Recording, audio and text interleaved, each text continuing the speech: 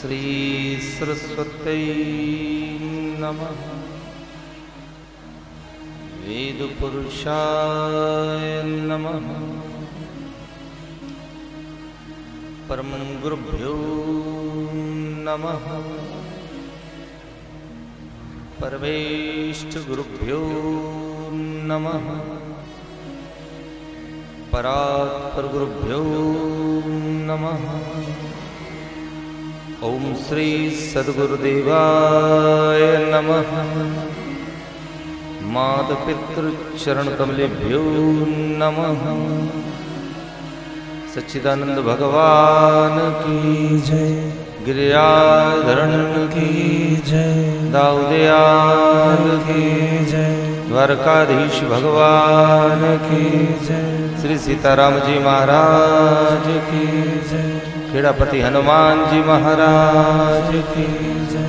महंकालेश्वर भगवान की जय। हाटकेश्वर भगवान की जय। सुखस्वामी महाराज की जय। वेदव्यास जी भगवान की जय। भागवत महापुराण की जय। रामेश्वरम धाम की जय। नर्मदा माई की जय। सद्गुरुदेव भगवान की जय।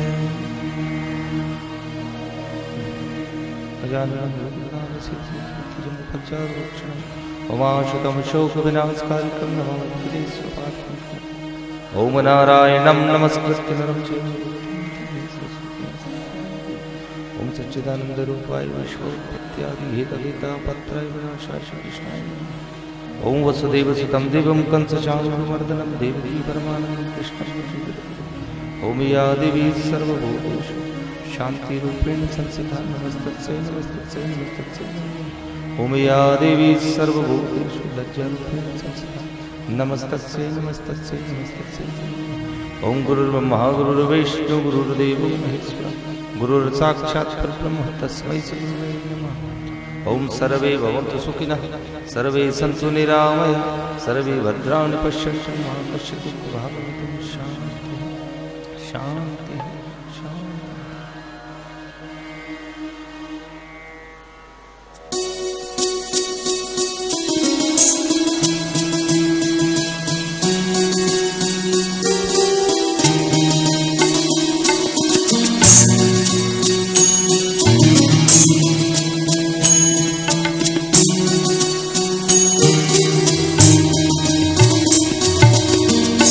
कृष्ण शरणं मम। श्री कृष्ण शरणं मम। श्री कृष्ण शरणं मम। श्री कृष्ण शरणं मम। श्री कृष्ण शरणं मम। श्री कृष्ण शरणं मम। श्री कृष्ण शरणं मम। श्री कृष्ण शरणं मम। श्री राम शरणं मम। श्री राम शरणं मम। श्री राम शरणं मम। श्री राम शरणं मम।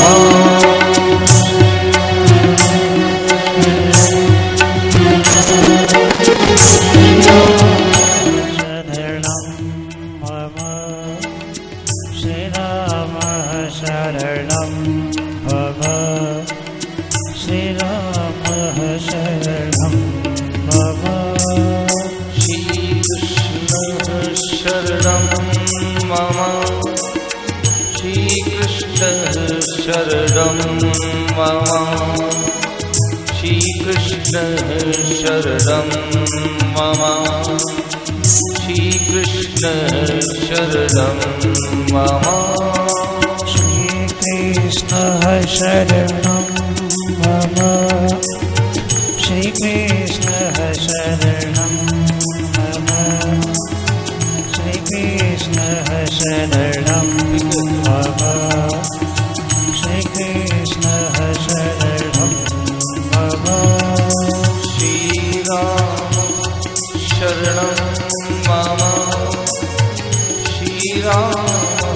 शरणं मम श्रीराम शरणं मम श्रीराम शरणं मम श्रीराम शरणं मम श्रीराम शरणं मम श्रीराम शरणं मम श्रीराम शरणं मम।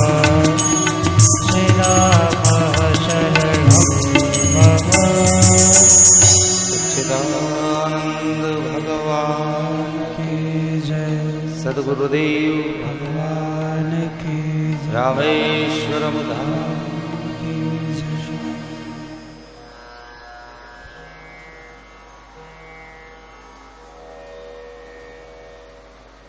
आज तृतीय दिवस की कथा प्रारंभ करने से पूर्व सच्चिदानंद स्वरूप परब्रह्म परमात्मा को हम सब मिलकर दंडवत प्रणाम करते हैं। द्वारिकाधीश को वंदन, उनकी आभा का स्मरण। रामेश्वरम भगवान को वंदन कर उनकी आभा का स्मरण करते हैं। श्रीमद् भागवत महापुराण और सुखदेव जी महाराज को वंदन। पांडाल में मंचासीन विराजित साधु संत महात्मा ब्राह्मणों को प्रणाम करने के बाद आज तृतीय दिवस की कथा श्रवण करने पधारे आप सभी श्रद्धालुओं को हमारा प्रणाम। तुम राम नाम बोलो मन हरे राम बोलो रे हरे राम बोलो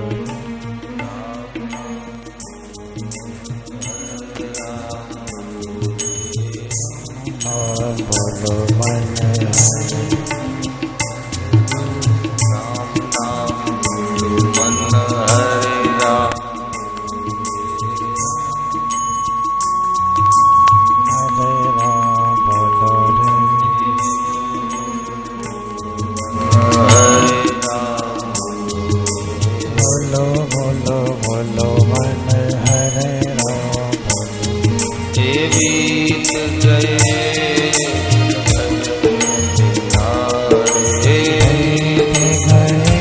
दिन भजन विनाश हे बीत गए बीत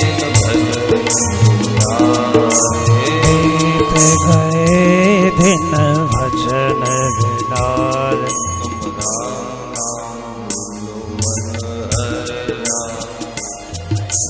राम नाम बोलो मन हरे राम बोलो रे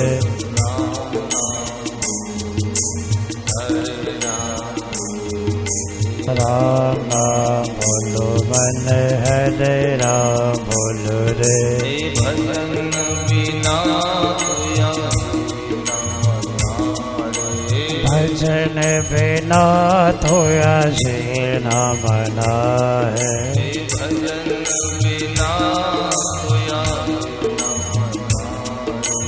भजन बिना थोया जीना मना है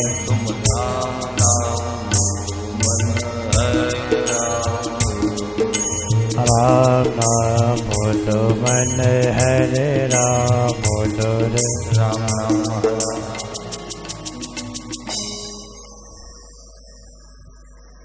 माँ गंगा के पावन तट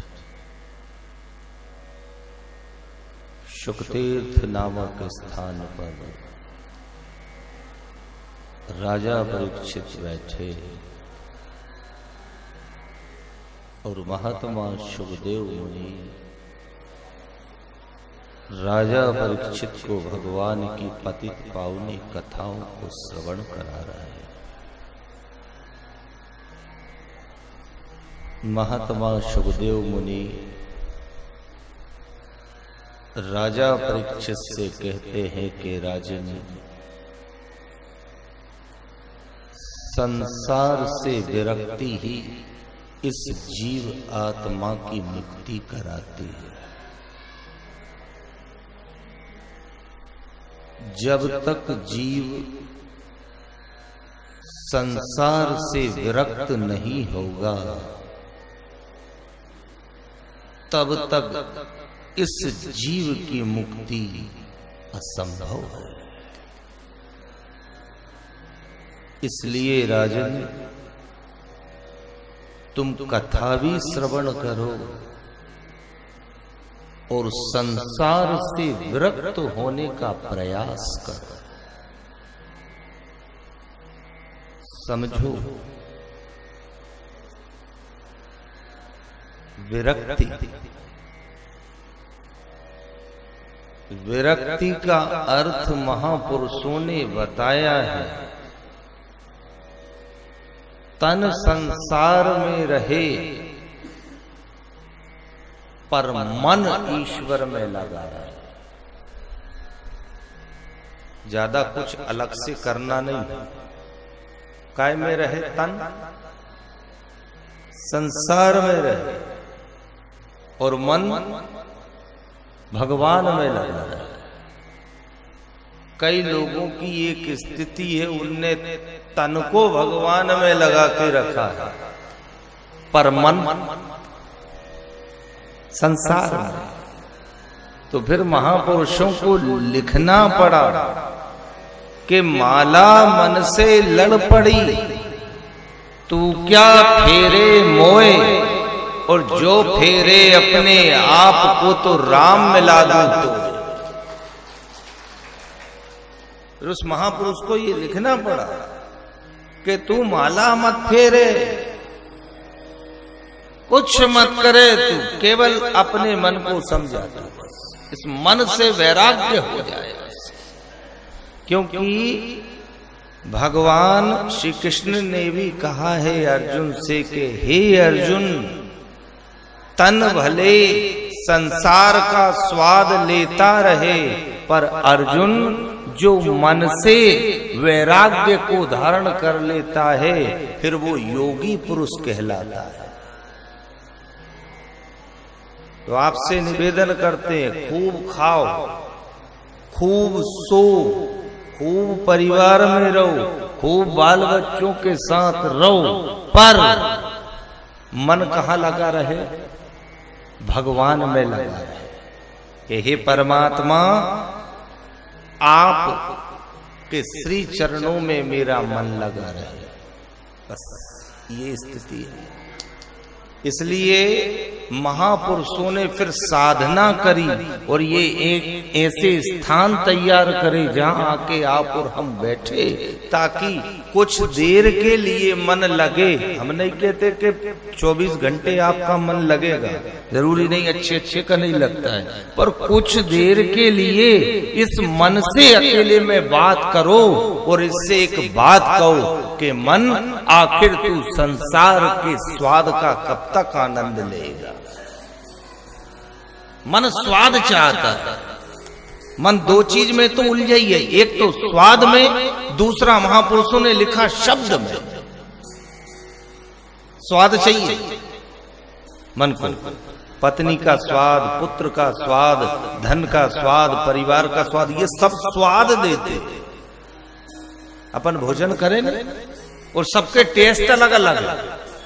सब्जी को अलग, दाल को अलग, चावल को अलग, ये सब स्वाद दे रहे हैं और स्वाद आ रहा है, हम भोजन कर रहे हैं। आपसे एक बात पूछें, आप शाम को भोजन करो और वो भोजन वाला वो हलवाई अगर सब्जी बिगाड़ दे, अच्छी तेज मिर्ची पटक दे, और फिर कोई आपसे के खाओ, खाओगे? खाओगे? कोई नहीं खाएगा, सब्जी फेंक के कहीं चले जाएगा। सब्जी में आनंद कब तक है? जब तक के उस सब्जी में स्वाद आ रहा है। ऐसे महापुरुषों ने कहा है, संसार में आनंद कब तक है? जब तक के संसार का स्वाद आ रहा है। बाल समय जग में प्रगट्यो, तब सूध ही रही एक भोजन की, तन में तरुणाई जब ही प्रगटी, तब सूध ही रही तरुणी तन की। जब वृद्ध भये धन की तृष्णा, सब लोग कहे सन की, सुख नाही मिलो कब हूँ जग में, फिर अंत समय मन में मन की। आखिरी में फिर साहब कुछ भी नहीं बचा है। इसलिए स्वाद को छोड़ने का प्रयास करो। कल हमने आपसे कही थी एक उम्र तक अपने परिवार के साथ रहो, और अगर उम्र वृद्ध अवस्था को प्राप्त होने जा रही है फिर एक रहनी बनाओ अपनी। महापुरुषों ने रहनी लिखी है। कल आपके सामने 4 आश्रम लिखे थे, फिर उन आश्रमों में जाने का प्रयास करो, क्योंकि आत्मा की दुर्गति होगी, शरीर का कुछ नहीं होगा। शरीर तो यही है, क्षिति जल पावक गगन समीरा पंच तत्व, ये है अधम शरीर, ये तो जल के नष्ट हो जाएगा। पर भोगना कौन को है? हमारे को, स्वयं को, शरीर को नहीं। शरीर तो नष्ट है, नश्वर का है संतों ने, पर यमदूतों की मार कौन को पड़ेगी? आत्मा को, स्वयं को। इसलिए इस आत्मा के लिए बैठ के भगवान का भजन किया करो। कुछ चीजें महापुरुषों ने लिखी है। देखो, यात्रा के समय विद्या मित्र होती है। आप लोग इतनी दूर आए, आपका मित्र कौन है यहाँ? अभी तो कई लोग कह देंगे हमारे गांव के साथ आए, और मान लो कभी अकेले चले गए कहीं तीर्थ में, तो यात्रा में, तो महापुरुषों ने लिखा है यात्रा के समय विद्या मित्र होती है, घर में पत्नी मित्र होती है, बीमारी में दवा मित्र होती है, और मृत्यु के समय दान और सत्कर्म मित्र होता है। 4 मित्र हैं हमारे। आप यहाँ आए, कई लोग बेचारे अकेले आए, बुद्धि थी रामेश्वरम आ गए, भले चाहे भाषा समझ में आए चाहे नहीं आए, अड़रंग बड़रंग बक रहे, पर चले आए बेचारे। कई आए, पंडित जी भारी परेशान कर दिया। एक तो ऑटो वालों समझे नहीं, बस वालों समझे नहीं, रेल वालों समझे नहीं, मांगो चाय वो दे पानी। स्थिति तो देखो, पर वे आ रहे अपने इधर से आ गए। उन बुद्धि यहाँ आके बैठे, कई अनपढ़ लोग आके यहाँ बैठे जिनको बिल्कुल ज्ञान नहीं। हम तो ये ही डर रहे थे, हे भगवान रामेश्वरम में कथा है, और कहीं अभी जितने भी तीर्थों में कथा हुई वहां सब हिंदी जानते थे, पर जब शुरू में हम लोग आए थे, आदरणीय मनोज भैया, सोलंकी जी, हम सब लोग जब आए थे तो चर्चा यही करी कि भैया जहाँ आएंगे आदमी कैसे, और आ भी गए तो ये बेचारे कहेंगे क्या, क्योंकि उनकी भाषा मीडिंग कर ले, अब अपने समझ में नहीं आया। पर यात्रा में बुद्धि थी तो उस बुद्धि ने रामेश्वरम में लाके बिठा दिया। यात्रा में बुद्धि, घर में पत्नी, बीमारी में दवा, और मृत्यु के समय दान और सत्कर्म मित्र होता है। जिन लोगों ने दान दिया, कई दानदाता बैठे यहाँ पे, आज ब्यावरा से आदरणीय हमारे मालवी जी पधारे, ये हर कथाओं में सहयोग करते, तो ये दान दिया। अब कई को लगेगा कि ये हमने हजारों रुपए दान दिया, ये क्या काम में आएगा? फिर मृत्यु के समय दिया गया दान, जो दान दिया है ये मृत्यु के समय काम आएगा।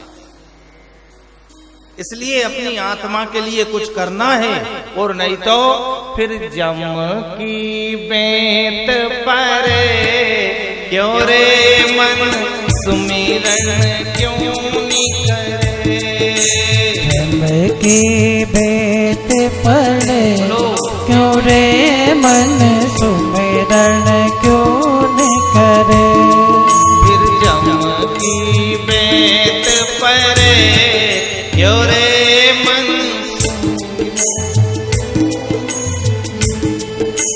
जम की बेत पड़े क्यों रे मन सुमिरन क्यों न करे, ए मांगी चादर में दाग लगायो, मांगी चादर में दाग लगायो, मांगी चादर में दाग लगायो, मांगी चादर में दाग लगायो, और संत सरोवर कभी नहीं नायो, संत सरोवर कभी नहीं नायो, संत सरोवर कभी नहीं नायो, संत सरोवर कभी नहीं नायो, जम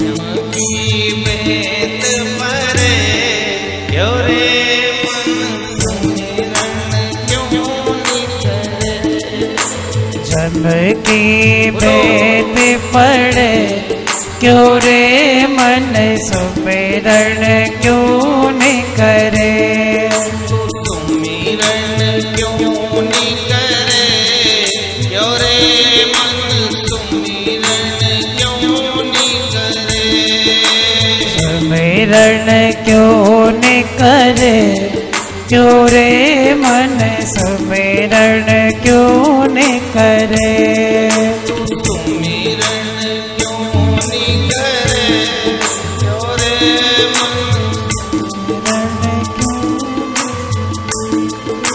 सुमिरन क्यों नहीं करे क्यों रे मन सुमिरन क्यों नहीं करे।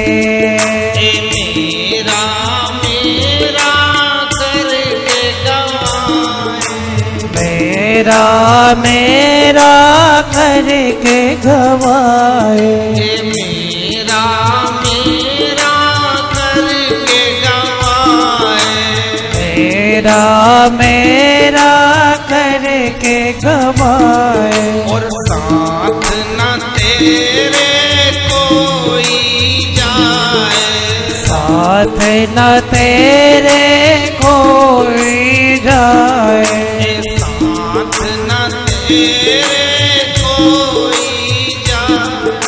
साथ न तेरे कोई जाए। तेरा तेरा दिन याद करे क्यों रे मन।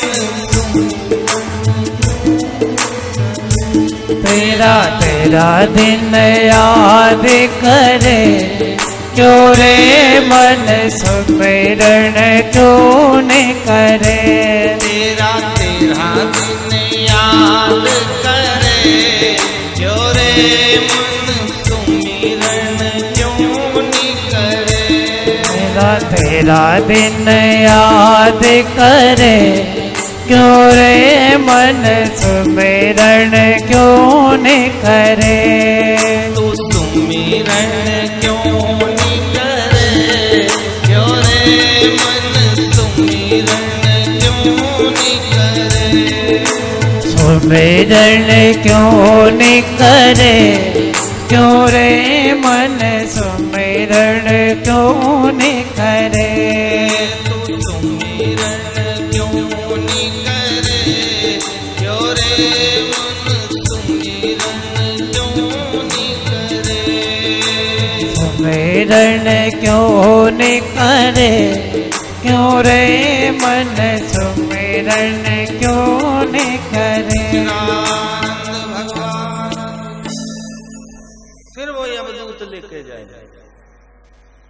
इसलिए कुछ अपने लिए करो करो आत्मा के लिए करो। किया गया दान और सत्कर्म मृत्यु के समय काम में आता है।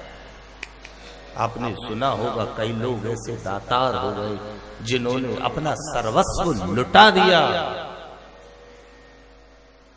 पर मृत्यु को नहीं बिगड़ने दिया। सुनी होगी ना हरिश्चंद्र की कथा है? राज लुट गया, पाठ लुट गया, आखिरी में फिर वो महात्मा विश्वामित्र नहीं माना। अभी दक्षिणा बाकी है, दक्षिणा चाहिए मेरे को, दक्षिणा दो मेरे को तुम। अब वो पत्नी कहने लगी अब है ही नहीं तो दे का सब तो ले लिया, आप क्या दें, पर दक्षिणा नहीं दोगे नरक में जाओगे, भोगेगी तुम्हारी आत्मा। हरिश्चंद्र ने कहा महात्मन राज गया, पाठ गया, हीरे गए, जवाहरात गए, मैं मानता हूं भले मेरे पास कुछ नहीं बचा देने को, अभी ये शरीर है मैं इसको दान करता। लो शरीर को क्या करूंगा, आपको जो लगे वो करो, मैं आपका दासत्व स्वीकार करता हूं, आप मालिक मैं आपका नौकर, चलो मेरे साथ। महात्मा विश्वामित्र ने कहा चले। महात्मा हरिश्चंद्र, उनकी धर्म पत्नी तारा और उनका बेटा रोहित तीनों काशी में आए और देखो उस चक्रवर्ती सम्राट को चौराहे पे खड़ा कर दिया उस विश्वामित्र ने और बोली लगाना शुरू कर दिया। विचार करो, कभी आप इन कथाओं को सुनते हो, कभी गहराई में जाओ। पत्नी कह रही स्वामी जी इतना क्यों दे रहे इस महात्मा को, नहीं दोगे तो क्या होगा। उस समय हरिश्चंद्र ने कही देवी नहीं देने से कोई फर्क नहीं पड़ेगा, मैं मानता हूं। तो कह रही अभी मना कर दूं, वापस अपने राजपाट में चले, ये महात्मा क्या करेगा, पर मैं जानता हूं शरीर सुखी हो जाएगा पर आत्मा को वहां भोगना पड़ेगा, इसलिए मैं सब दूंगा, सर्वस्व लुटा दूंगा। मैं एक मेहतर के यहां नौकरी करने के लिए तैयार हूं, तू दासी बन के पानी भर। पर देवी केवल स्वयं के लिए कर रहे हैं, ये राज, ये पाठ, ये पुत्र, ये परिवार केवल चिता तक साथ जाएंगे साथ देने के लिए। पर देवी एक स्थिति ऐसी आएगी कि ये सब पीछे हट जाएंगे, उस समय फिर हमारे पास कौन खड़ा होगा। फिर ये दिया गया दान और किया गया सत्कर्म ही चिता के पास आके खड़ा होता है और आत्मा को लेके जाता है।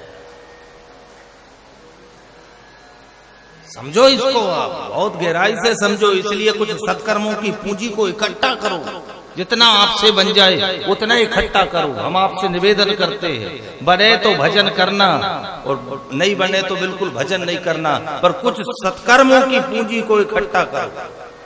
सेवा से इकट्ठा की जा सकती है वो सत्कर्मों की पूंजी, सेवा से बराबर आप कुछ सेवा करिए। आप यहाँ कई भाई लोग सेवा दे रहे हैं, कई भाई लोग सेवा दे रहे हैं। कल ये सोलंकी जी बता रहे थे, कोई रेसलपुर से एक भाई आया है बेचारा नरेश पटेल, वो दोनों पति पत्नी थाली मांजते और थाली जमाते। अब अपन ने तो सोच ली हो थाली भोजन करके अपन ने पटक दी, वो तो मांजेगा, वो तो मांज देगा, वो तो मांज के निकल जाए। वो थाली नहीं मांज रहा, उसका पाप मांज रहा है, वो साफ कर लेगा खुद का और उसका पाप अपने पे चढ़ा के निकल जाएगा। अब अपने अपने हाथ में मजवाओ की खुद मांझो। कई को हमने देखा भैया पटक जाए, सेवा तो करो। कभी आप जाना कई गुरु के आश्रम में आप जाना, वहां सेवा को महत्व दिया गया है। कई जगह जाना, जूते चप्पल उठाने की सेवा 1 से 1 करोड़पति अरबपति आदमी करता है साहब। जूते चप्पल उठाने के लिए हाथ जोड़ते, हमको आप जूते चप्पल उठाने की सेवा दे, और हम सेवा से कतराते हैं क्योंकि हमारे अंदर अहम है ना। और ये अहम तो है जो ब्रह्म को प्रकट नहीं हो रहा है। मनुष्य केवल 2 चीज में जीता है, एक तो अहम में, दूसरे बेहम में, तीसरी कोई चीज ही नहीं। एक तो अहम और दूसरा बेहम। अहम ये मेरे पास धन है, मेरे पास दौलत है, मेरे पास पैसा है, ये अहम। और बेहम क्या, ये परिवार मेरा है, ये पत्नी मेरी है। केवल 2 चीज में अपनी जिंदगी चल रही है, बस अहम में और बेहम में। इन 2 से अगर बाहर निकलो तो फिर लिखा कि हरि हमसे दूर नहीं, हरि है हृदय माही, वो तो आड़ी टाटी कपट की तासे दी सतना। अहम और बेहम से ही तो बाहर निकलना, पर वो अपन भूल रहे। और आज अपने को जो कुछ भी अच्छा मिल रहा है, आज जो कुछ भी हमारे साथ अच्छा हो रहा है, ईश्वर हमारे साथ अच्छा करते जा रहा है, ये हमारा नहीं है, ये पूर्व का है। बासा खा रहे हैं अपन। क्या खा रहे हैं? बासा। ताजा तो है ही नहीं, बासा है ये। एक कल्याण की एक पुस्तक में हमने एक प्रसंग पढ़ा था। एक बहुत बड़ा सेठ, उसका एक ही बेटा, करोड़ों अरबों की प्रॉपर्टी। वो बेटा बड़ा आलसी, कुछ करता ही नहीं, केवल खाना और सोना। बाप के पास दौलत बहुत। सेठ खत्म हो गया। माँ ने सोचा कि बेटे में कोई बदलाव आएगा पिता के न रहने के बाद, पर वो बेटे की वही क्रिया, कुछ करने ही नहीं। उस माँ ने नियम बनाया, जब भी वो बेटा भोजन करने आता और भोजन पे बैठता, वो माँ उस बेटे से कहती बेटा बासी रोटी खा लो। जबकि रोटी कैसी देती, वो एकदम गरम देती, दाल गरम, चावल गरम, सब्जी गरम, रोटी गरम। पर वो जैसे ही भोजन करने बैठता उससे कहती बेटा बासी रोटी खा लो। अब वो लड़के ने माँ से नहीं कही, उन्होंने की बताओ मेरी माँ कितनी पागल है, गरम दे रही है और बासी कह रही है। ये क्रम चलते रहा। लड़का और बड़ा हुआ, विवाह हो गया। विवाह हुआ तो वो बहू आई। अब बहू आई तो वो माँ यही कहती, बेटा बासी रोटी खा लो। वो बहू ने कही, मेरी सास कैसी पागल है, गरम रोटी दे रही है और कह रही बेटा बासी रोटी खा लो। पर वो सास भी नहीं, बहू भी नहीं बोली। एक दिन सासू जी कहीं चली गई, उस लड़के की माँ, परोसने का नंबर किसका आया? बहू का। जैसे ही लड़का भोजन पे बैठा, उस बहू ने गरम रोटी बना के दी और उसने भी कह दी, ले आ जाओ बासी रोटी खा लो। अब जैसे ही उसने की के बासी रोटी खा लो, एक तमाचा है, ताजी से बासी कह रही है। अरे बोले मैं क्या कह रही, तुम्हारी माँ कहती है। उस दिन उस लड़के के मन में आया, आज शाम को माँ आएगी तो मैं पूछूंगा कि ये माँ मेरे से बासी रोटी खाने का क्यों बोलती है, देती गरम है पर कह रही है बासी। शाम को माँ आई, उस माँ से उस लड़के ने पूछा, माँ सालों हो गए तू एक बात कहती है भोजन परोसते हुए, बेटा बासी रोटी खा लो, जबकि तू ताजी देती है, पर बासी रोटी क्यों कहती है? उस समय उस माँ ने सुंदर जवाब दिया, बेटा तेरे पास तेरा किया हुआ ताजा कुछ है ही नहीं। क्या कमाया तूने? केवल खाता और सोता है। तेरे पास कुछ नहीं है। बता, तूने 1 रुपए भी अगर कमाया हो तो तू मेरे को बता। तू जो भी इस धन दौलत पर आज ऐश और आराम कर रहा है, ये तेरा नहीं है, ये तेरे पिता का है, इसलिए ये बासा है। तेरा क्या है?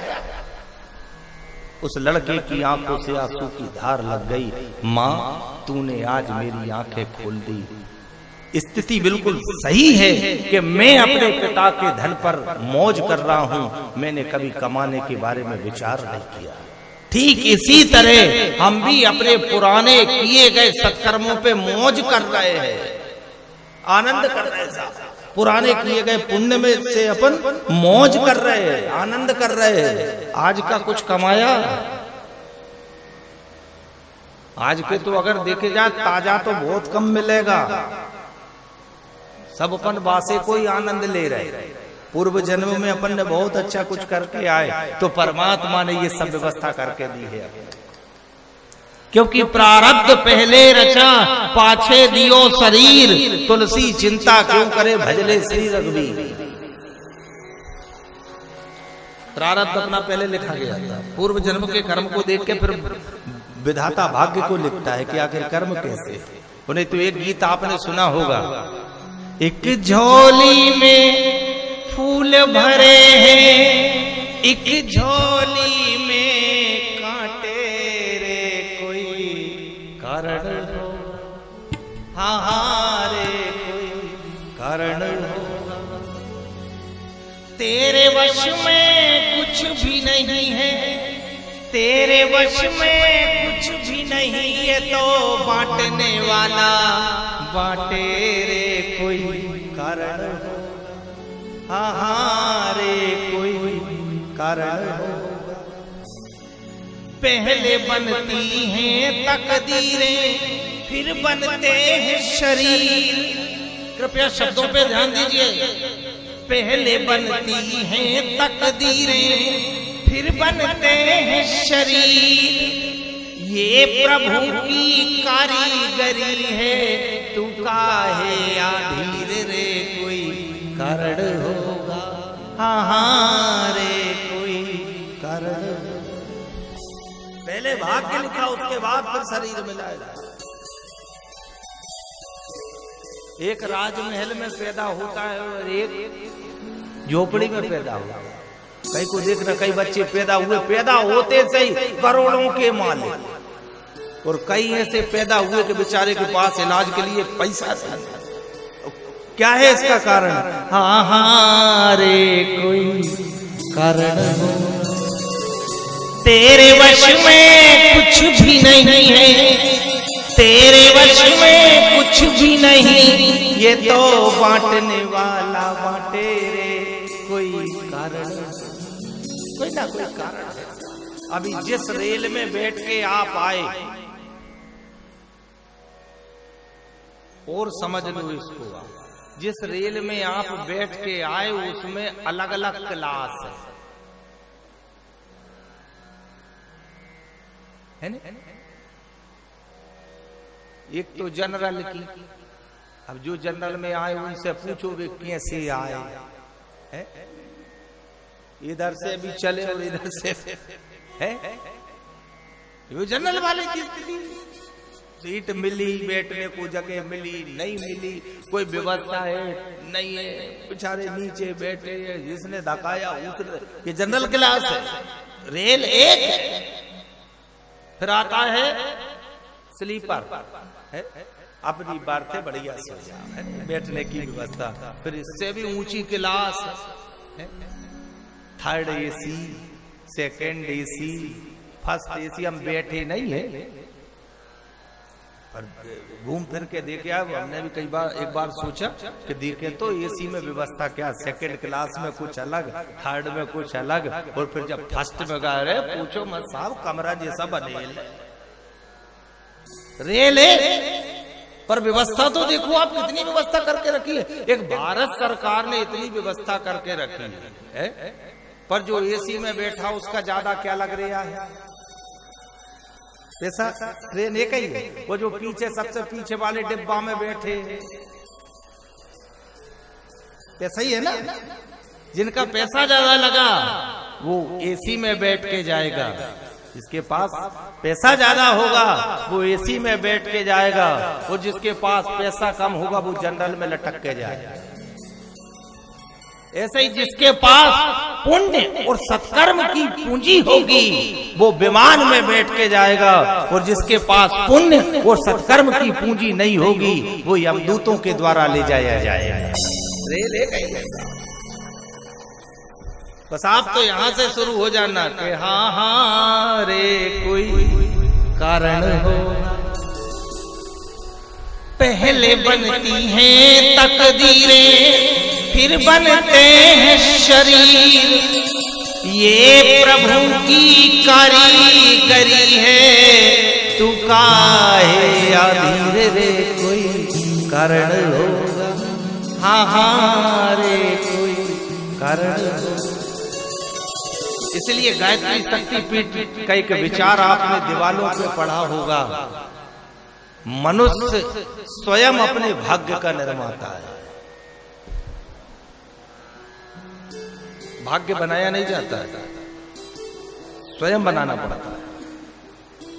जिस जगह आप और हम बैठ के कथा श्रवण कर रहे हैं, इस रामेश्वरम धाम में भगवान रामेश्वरम के अलावा एक ऐसी विभूति हुई जिसने स्वयं का भाग स्वयं ने लिखा। आपको मालूम होगा, और आप जाना वहां दर्शन करने। हमारे भूतपूर्व राष्ट्रपति स्वर्गीय श्री अब्दुल कलाम, एक विभूति ऐसी हुई इस धरती के ऊपर। उनकी डॉक्यूमेंट्री हमने सुनी थी, जीवन गाथा किसी भाई ने सुनाई थी, कभी आप सुनना, मोबाइल पे है वो। इतनी गरीबी से पढ़ा वो व्यक्ति, इतनी गरीबी से पढ़ा वो व्यक्ति, पर देखो स्वयं के भाग्य को स्वयं ने लिखा तो इस देश के राष्ट्रपति बने। आप विचार करो, यही उनकी मकान भी है, यहाँ जन्म स्थान भी है, और जहां उनका अंतिम संस्कार किया गया है वो स्थान भी है। आप दोनों स्थान देख के आए, लिख सकते हो आप अपना भाग। अपन भगवान पे बैठे, भगवान भाग में हो वो तुम मिल जाओ, चलो तो डिब्बे में आटा रखा है, अब कोई के भगवान रोटी देगो तो खा लेंगे, वह आटे को तो निकाल, पानी तो डाल, उसको गूंथो तो रोटी तो बनाओ, तब रोटी मिले। कई लोगों की आदत है केवल ये भाग में होएगो तो मिल जाएगो भगवान। प्रयास करिए, और यहाँ आप और हम केवल प्रयास करने के लिए बैठे। काय के लिए आए यहाँ पे कि परमात्मा हे रामेश्वर भगवान, मैंने ऐसा सुना कि जो रामेश्वर दर्शन कराए, जो रामेश्वर करे। जो रामेश्वर दर्शन जो रामेश्वर दर्शन करे। सोपनो तरे मम लोक सिधाए। सोतन तजे मम लोक सिधरे।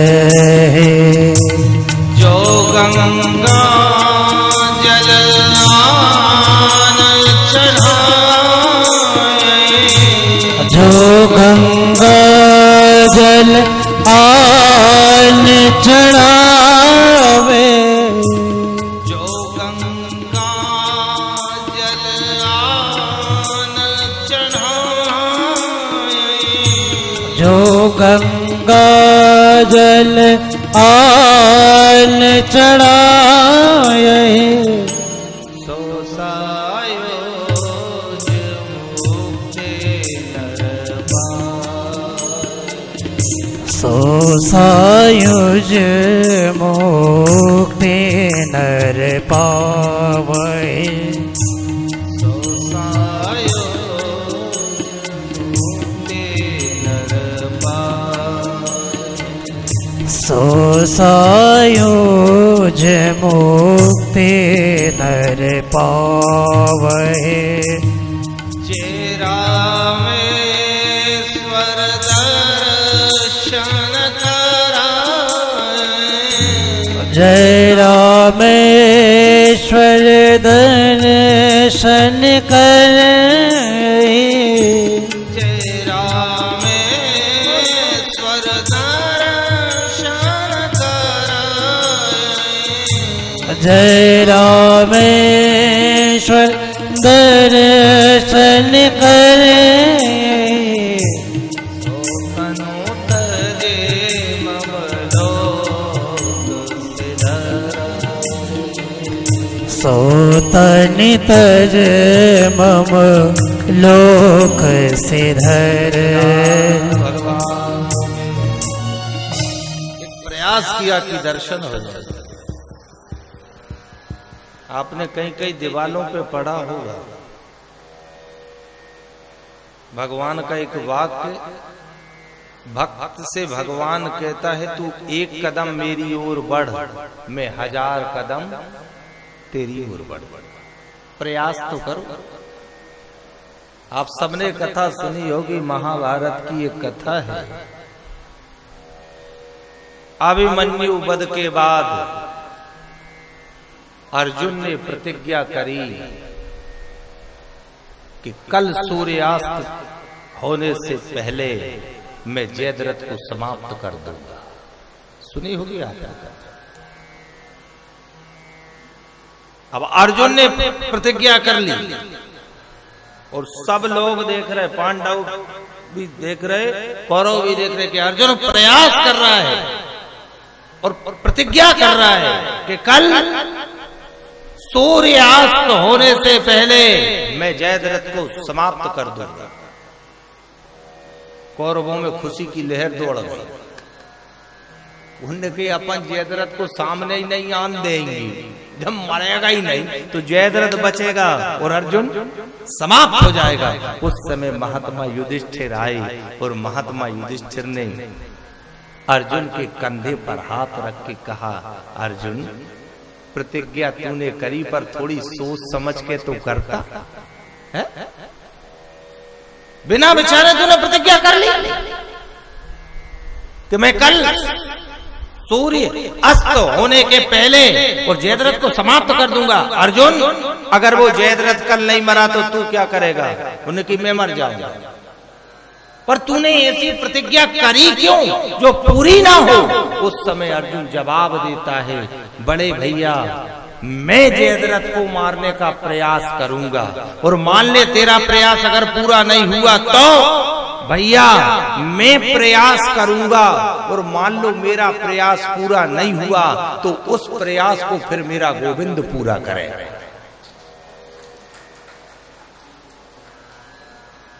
मैं प्रयास करूंगा, मैं केवल सूर्य अस्त में कुछ देर रह जाएगी उसके पहले तक मैं लड़ूंगा, पर मैं प्रयास बंद नहीं करूंगा। और भगवान भी देख रहे हैं अर्जुन तरफ, और भगवान के हे तू मारा माथे पे अकेले पे मत लीजो, आओ नहीं तू सवेरे से ही धनुष बाण धर दे, अकेले पे नहीं तू सुबह से युद्ध कर। आपने सबने कथा सुनी होगी, अर्जुन ने प्रातः काल से युद्ध शुरू किया, लड़ते रहा, प्रयास करते रहा, पर कौरवों ने एक ऐसा अभेद किला बना दिया सेना का, जयद्रथ तक नहीं पहुंच पाया। प्रयास रहा, पर जब प्रयास पूरा नहीं हो पाया उस समय अर्जुन ने अपने अस्त्र शस्त्र धनुष में डाल दिए और फिर गोविंद की तरफ देख के कहा, गोविंद मैंने प्रयास किया है, मैं एक कदम बढ़ा हूं, अब 1000 कदम बढ़ने की जवाबदारी तेरी है, तू बढ़। ये सूत्र है, एक कदम आप बढ़ो 1000 कदम भगवान बढ़ेगा, वहीं मत बैठे रहो। ये माला, ये भजन, ये साधना, ये सुमरण, ये क्या है? ये बढ़ना ही है, ईश्वर तरफ बढ़ना है। कई लोग बैठे ही बैठे उनका, कई तो पूरा दिन निकाल दे बैठे साहब, कई पूरा दिन निकाल दे। क्या कर रहे हो? बैठे, और कोई काम ही नहीं, बैठे। यहां भी कई आके बैठेंगे, क्या कर रहे? बैठे, दर्शन हो गया, अब एक दिन देखो वही भगवान, 2 दिन देखो वही भगवान, ऊपर से भी ये कह दे आप। हम आपसे निवेदन करते, भले चाहे मूर्ति तक ना पहुंच पाओ, पर 7 दिन आप यहाँ आए हो तो रोज मुख्य द्वार पे भी अगर आपने जाके मत्था टिका दिया है तो आपका दर्शन हो गया है। भीड़ ज्यादा है, नहीं जा सकते, मत जाओ, मुख्य द्वार है, 4 द्वार है, वहां जाके ही माथा टिका दो, आपका दर्शन हो जाएगा। प्रयास तो करो। माँ भी अपने छोटे से बच्चे को जब चलाती होगी तो आपने देखा होगा, वो बच्चे से कहती है, बेटा प्रयास कर, बाकी गिरेगा तो फिर मैं संभालने के लिए। ऐसे ईश्वर भी कह रहा है भक्त से, प्रयास कर, गिरेगा तो संभालने के लिए नहीं। अर्जुन ने प्रयास किया, जयद्रथ नहीं मरा, पर प्रयास किया, पर उसको पूरा कौन ने किया? भगवान ने। और अर्जुन अगर सुबह से बैठा ही रहता तो क्या भगवान पूरा करता? इसलिए प्रयास करिए, भगवान मिलेगा चाहे नहीं मिलेगा, ये तो ये मान के चलो। ये ना पूछो कि मर कर किधर जाएंगे, ये ना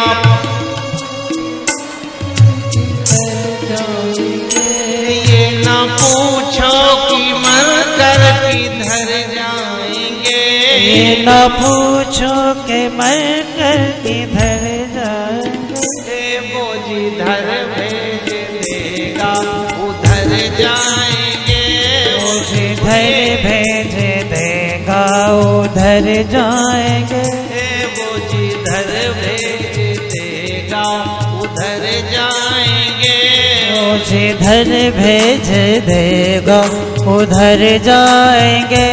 ये ना पूछो कि मर कर किधर जाएंगे, ये ना पूछो कि मर कर किधर जाएंगे, ये ना पूछो कि मर कर किधर जाएंगे, ये ना पूछो कि मर कर किधर जाएंगे, वो जिधर भेज देगा उधर जाएंगे, वो जिधर भेज देगा उधर जाएंगे, भेज देगा उधर जाएंगे। टूट जाए ना माला कहीं प्रेम, टूट जाए ना माला कहीं प्रेम की, टूट जाए ना माला, टूट जाए ना माला कहीं प्रेम की, वरना अनमोल मोती बिखर जाएंगे, वरना अनमोल मोती बिखर जाएंगे, वरना अनमोल मोती बिखर वरना अनमोल मोती बिखर जाएंगे। ये ना पूछो कि मर कर किधर जाएंगे, ये ना पूछो के मर कर किधर जाएंगे। ये ना पूछो कि मर कर किधर जाएंगे, ये ना पूछो के मर कर किधर जाएंगे। वो जिधर भेज देगा उधर जाएंगे, वो जिधर भेज देगा उधर जाएंगे। जिधर भेज देगा उधर जाएंगे, वो जिधर भेज देगा उधर जाएंगे। जिधर भेज देगा उधर जाएंगे। वो जिधर भेज देगा उधर जाएंगे।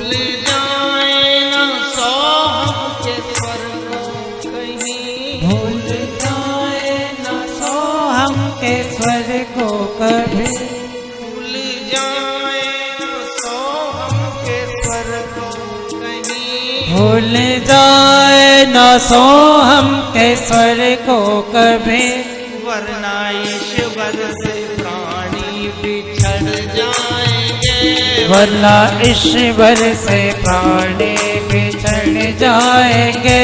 वरना ईश्वर से प्राणी बिछड़ जाएंगे, वरना ईश्वर से प्राणी बिछड़ जाएंगे।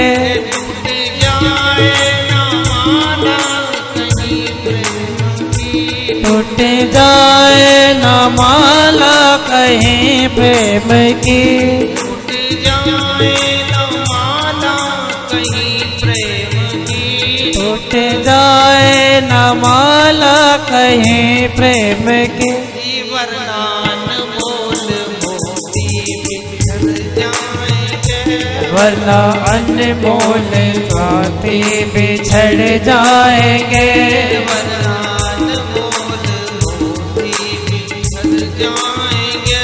वरना अनमोल मोती बिखर जाए। भगवान वो किधर भी भेजे, स्वर्ग में भेजे, नरक में भेजे, ये उसकी मौज है। अपन काहे को उसके निर्णय में हस्तक्षेप करे। महापुरुषों ने बहुत अच्छी एक बात कही है, परमात्मा की इच्छा में अपनी इच्छा मिला देना ही भक्ति है। आ रहा है आपके समझ में? भगवान की इच्छा में अपनी इच्छा मिला दो। रामचरितमानस की एक चौपाई है, अगर आपने उस चौपाई को जीवन में पकड़ लिया तो कभी जीवन में दुखी नहीं हो।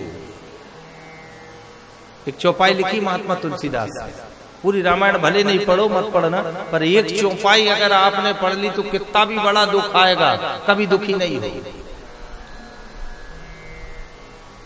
और वो चौपाई उन्होंने जो लिखी है वो राम इच्छा के ऊपर लिखी है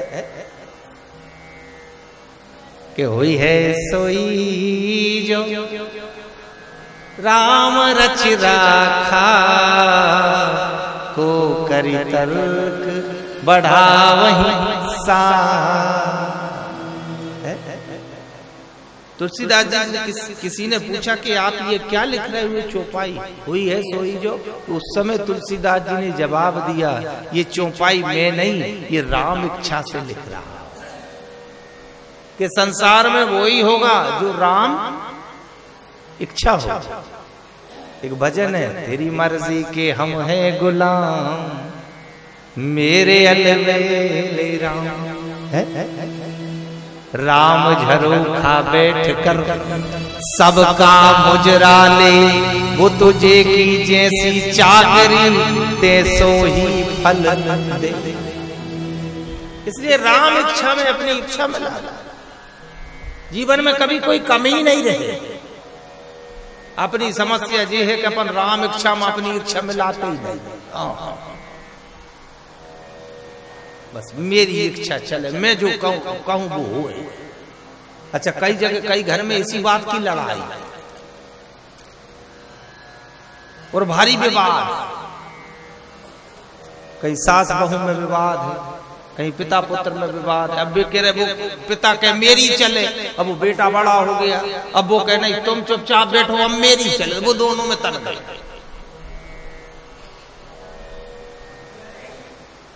पर निवेदन करते हैं आपसे, महापुरुषों ने एक बहुत अच्छी बात लिखी, बस वो राम इच्छा में अपनी इच्छा में लाता। आपने देखा होगा पानी कभी विरोध नहीं करता है। देखा पानी कभी विरोध नहीं करता है। पानी में लाल रंग डालो तो लाल, हरा डाल दो तो हरा, पीला डाल दो तो पीला, कभी विरोध किए ही नहीं बेचारे। अच्छा, वो सब पानी की एक विशेषता है, अपनी नहीं चलाता। पानी से किसी की तू तेरा रंग भी तो बताया था, उसने क्या मतलब अपना रंग बताने से? जिसने मेरे में जो रंग मिलाया मैं उस तरीके का हो जाता है। और यही संतत्व है कि संतत्व भी जैसा देश होता है, जैसा भेष होता है, संतत्व भी उसी में ढल जाता है। और संत की क्या पहचान है? जैसा देश हो, जैसा भेष हो, वैसा रम जाता है।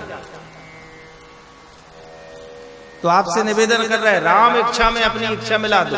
अपने आप जीवन से आधी से ज्यादा समस्या तो आज अब भी मिट जाए, पर बस समस्या जी है राम इच्छा में अपन अपनी इच्छा मिलाई नहीं। बहुत तनाव है, कई के जीवन में बड़ा तनाव है, कई घर में बड़ांग तलांग मचती है। एक जगह भागवत जी हो रही थी, एक सज्जन अपनी पत्नी को और अपनी माँ को लेके भागवत जी में गए। अब उस सज्जन के घर में वो सास बहू में खूब लड़ाई होती थी, रोज हो। वो सज्जन बड़ा परेशान, तो उनकी भागवत जी हो रही, चलो इन दो ही को सुना लाऊं, कुछ बुद्धि सुधरेगी, सुधर जाएगी। दो ही आए, सज्जन भी आए, कथा चल रही थी, पंडित जी कथा सुना रहे थे। सास बहू बैठी, वो सज्जन भी बैठे, जैसे जैसे आप लोग पांडाल में बैठे, सब लोग बैठे, बहुत से लोग बैठे। उसी समय पंडित जी ने कही, जो स्वर्ग जाना चाहता हो वो हाथ ऊपर करे। सबने अपने हाथ ऊपर कर दिए, पर उसने हाथ नीचे रखे। वो जो सज्जन थे उनने हाथ ही ऊपर नहीं करे। पंडित जी की नजर पड़ी उस व्यक्ति के ऊपर, उसको बुलाया, क्यों भैया तुम स्वर्ग जाना नहीं चाहते? बोले गुरु कदापि नहीं जाना चाहता। बोले हमने देखा तुमने स्वर्ग जाने के लिए हाथ ऊपर नहीं किया। बोले हाथ ऊपर क्यों नहीं किया? बोले जे दो बैठी इनने कर दिया इसलिए नहीं किया। बोले दो कौन? बोले मेरी माँ और मेरी पत्नी। अरे बोले इनने किया तो तुम भी तो कर देते, तुम भी साथ जाओगे। पंडित जी यहाँ मेरी दो पढ़ रही है, अगर इनके साथ भाग गया तो भाभी चैन से नहीं रहने देगी, इसलिए इनको ले जाओ। इनको अगर आपने ले गए तो मेरे घर में अपने आप जीते जी स्वर्ग जाए। बहुत तनाव है, पर आपसे व्यासपीठ निवेदन करेगा कि राम इच्छा में अपनी इच्छा में लाइए,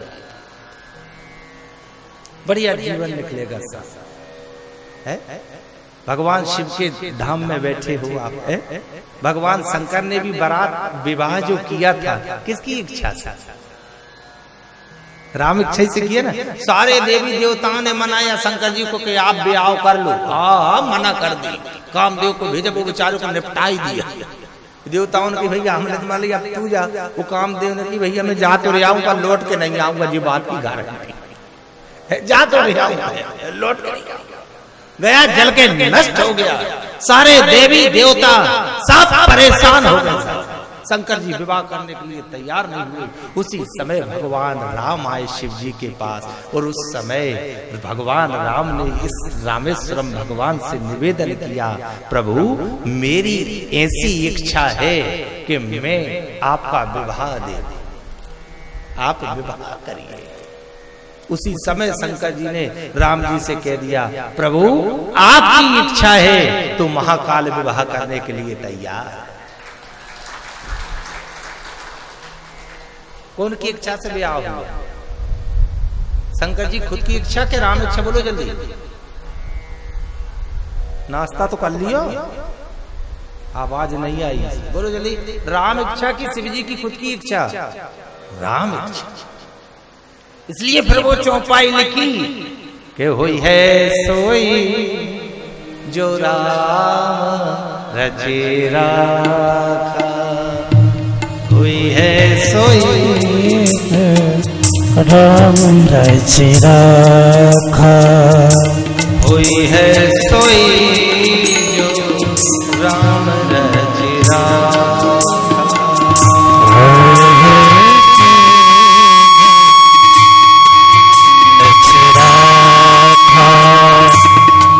करी तर्क बढ़ा वहीं साखा, ओ तर्क बढ़ा वहीं साखा, तो करी तर्क बढ़ा वहीं साखा, ओ कहीं तर्क बढ़ा वहीं साखा,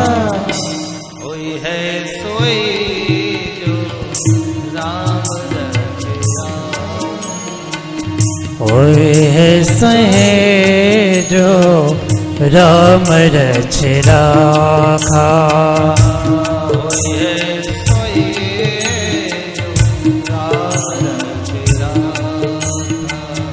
होए है सहे जो राम रच राखा, को करी तर्क बढ़ा वहीं साखा, ओ कई तर्क बढ़ा वहीं साखा, को करी तर्क बढ़ा वहीं साखा, को कई तर्क बढ़ा वहीं साखा, हुई है सोई जो राम रच राखा,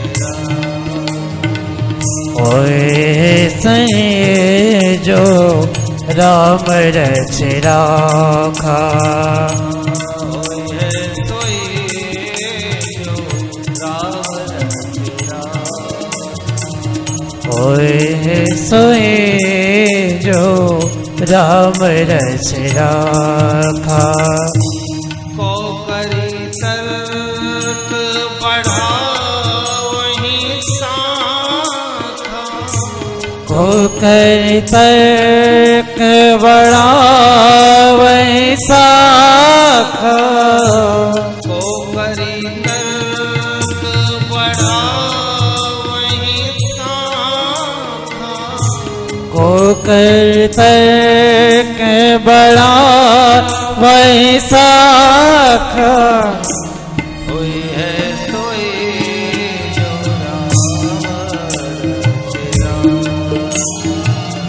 होए सहे जो राम रच राखा।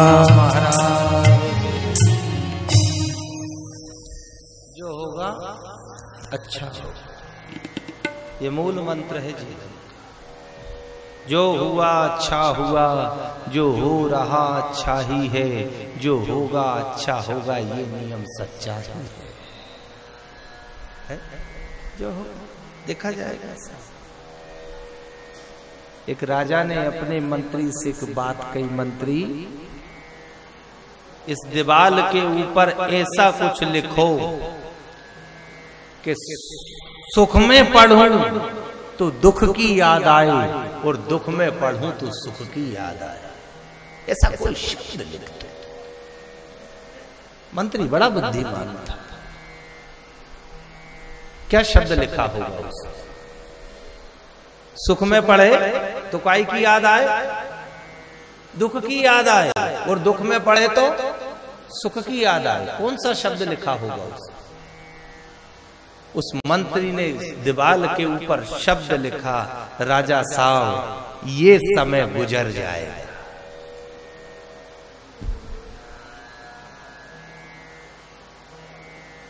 लिख लेना अपने घर कमरा पे जा कापी में, है ना? सुख में पढ़ोगे तो काय की याद आएगी, क्योंकि वो प्रेरणा दे रहा है ये समय गुजर जाएगा, और दुख में पढ़ोगे तो काय की याद आएगी, ये समय गुजर जाएगा। इसलिए कहा गया कि हारिए ना हिम्मत और बिसारिए ना राम। बैठे रहो आप तो बस, एक समय आएगा बराबर ईश्वर फिर धीरे धीरे करके साथ देना शुरू करता है, और एक समय आता साहब भाग चलता है, भाग चलता है।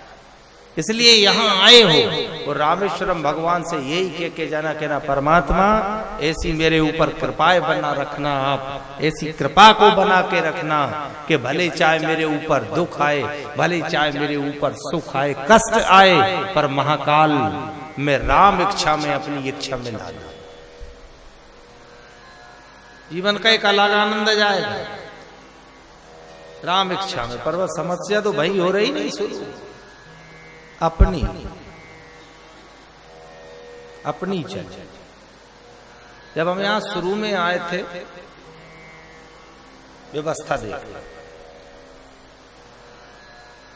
तो हम भी अनजान थे यहां से, तो जो मिलती गई व्यवस्था वो करते गए। अब जब यहां आए तो कुछ लोगों ने व्यवस्था देखी, तो फिर भी कि अब हम यहां नहीं रह रहे, हमको मामला नहीं जमा। हमने शुरू दिन के लिए नहीं रहना, कोई बात नहीं है, आप अपनी मर्जी से जहां जाना जा सकते हो। अब वो चले गए, अब वो चले तो गए। अब यहाँ समिति ने ये भोजन में थोड़े इस बार बहुत कसके रखा है, रजिस्ट्रेशन कार्ड। अभी बाहर गए, बाहर कमरे मिली महंगी, अब बेई पीछे फोन कर रहा है, पंडित जी नहीं हो तो वहीं ठहरा दो, जहां पहले ठहरना वही दे दो। हमने भैया आप अपनी मर्जी से, आप पंडित जी का ही बताएं, अब हमारी हम जान रहे 80-90 रुपए थाली का भोजन और फिर रहने का अलग।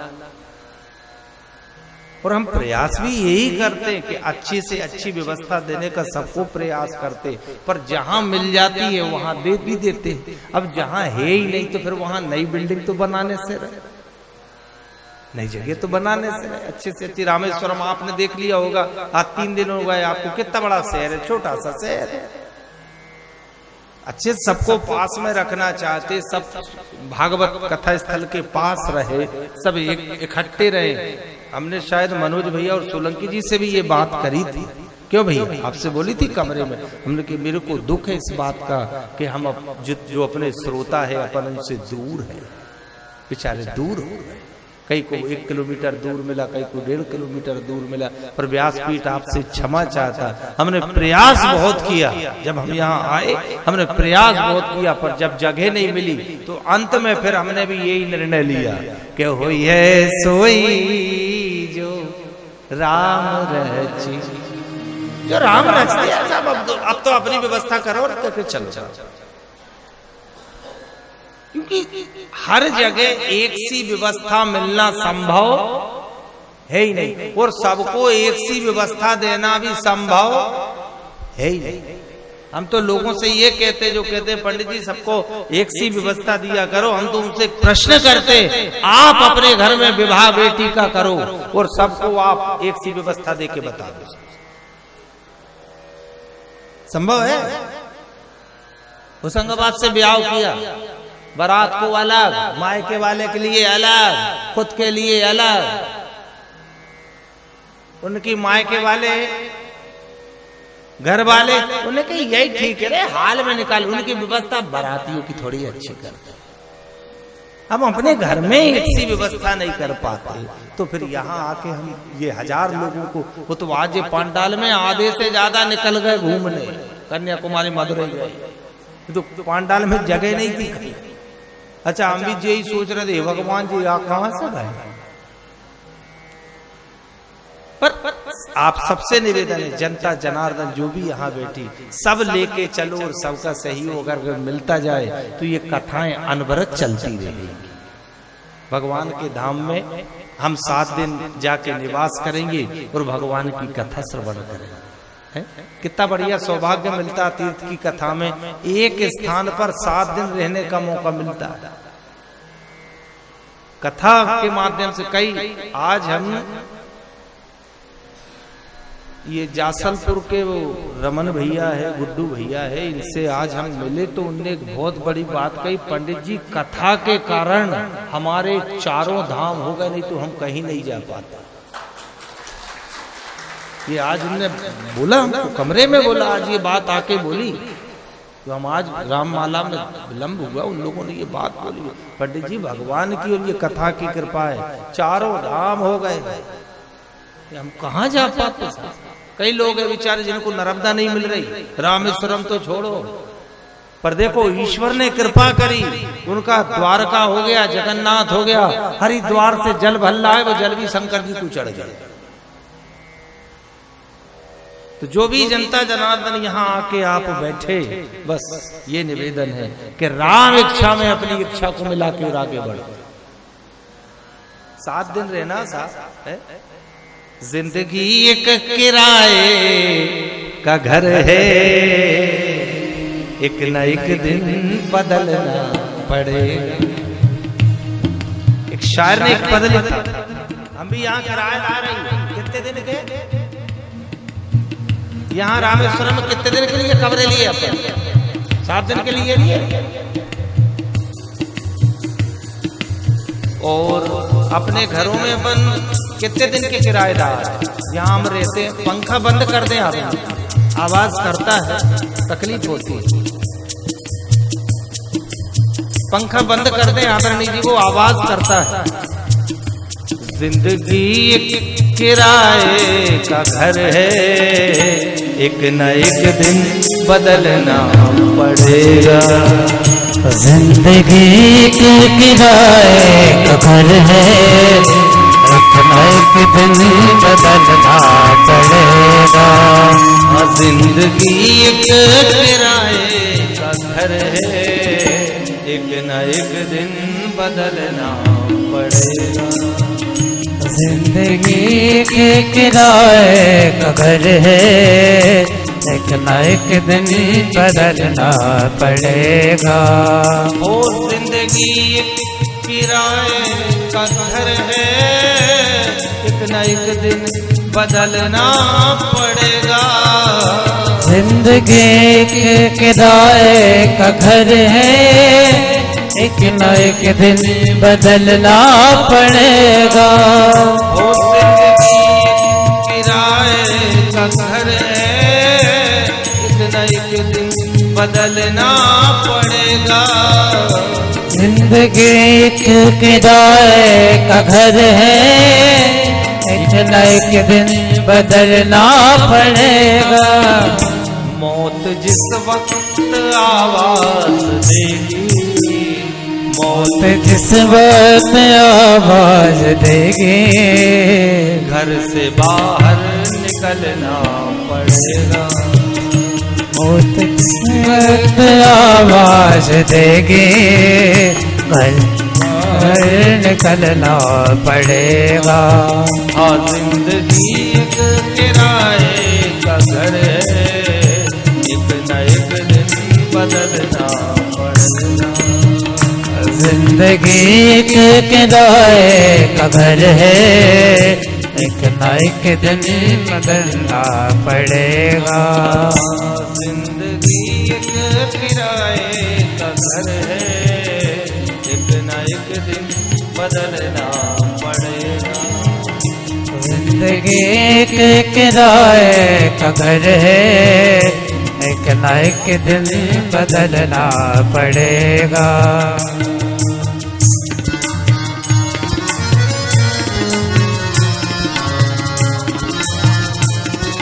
हरि बोल।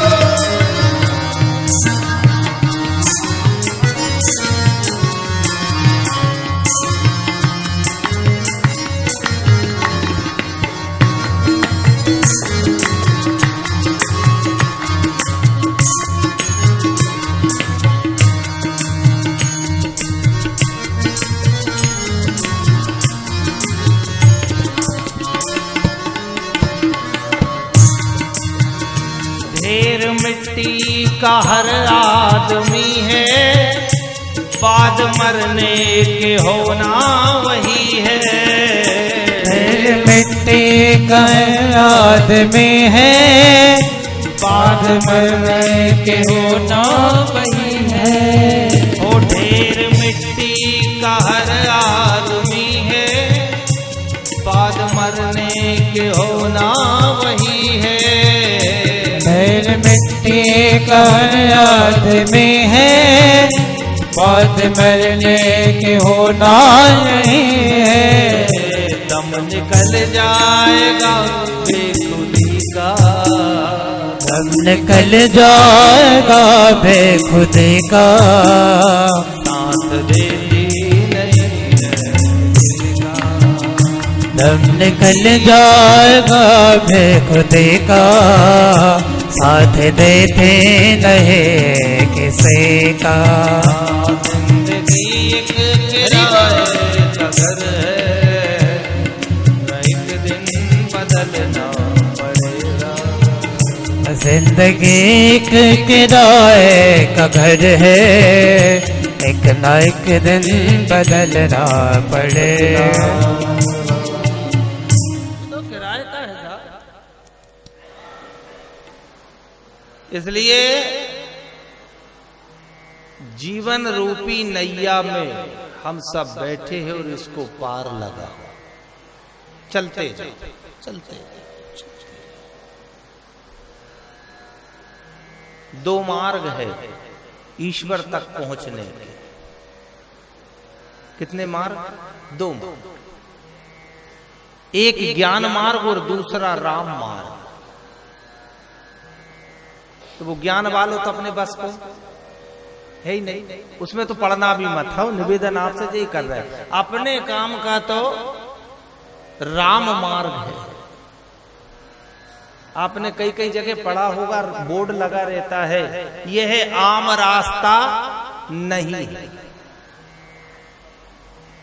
पर आम रास्ते पे पहुंचने के साधन दूसरे भी हैं। आम रास्ते पे दूसरे लोग भी चल रहे हैं और एक आम रास्ता नहीं है, उस पे सब नहीं चल सकते। पर एक रास्ता ऐसा है जिसके ऊपर सब चल सकते। तो संतों ने कहा ये जो ज्ञान मार्ग वाला रास्ता है ये आम रास्ता नहीं है, पर जो सड़क बनाई है सरकार ने वो राम रास्ता है, उस पे कोई भी चल सकता है। आ रहा है समझ में आप है? पर देखो